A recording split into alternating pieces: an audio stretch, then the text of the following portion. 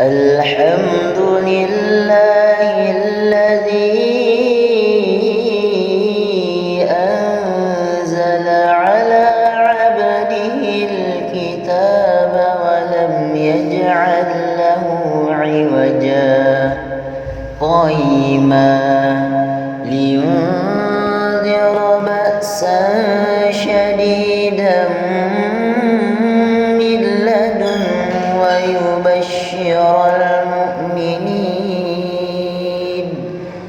ويبشر المؤمنين الذين يعملون الصالحات أن لهم أجرا حسنا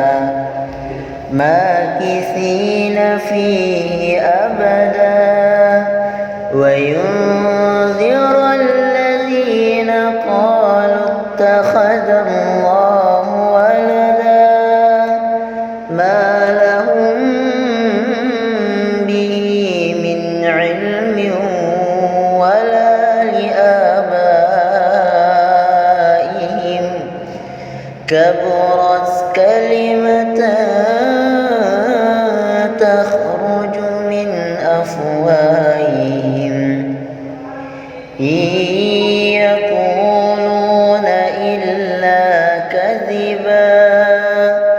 فلعلك باخع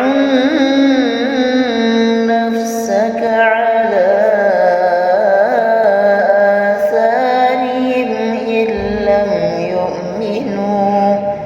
إن لم يؤمنوا بهذا الحديث أسفا إنا جعلنا ما على الأرض زينة لها لنبلوهم أيهم أحسن عملا وإنا لجاعلون ما عليها صعيدا جرزا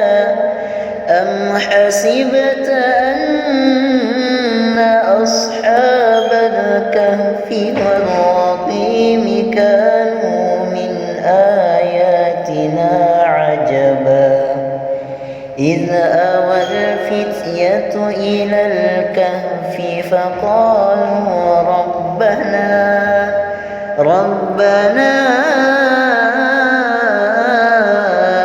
آتنا من لدنك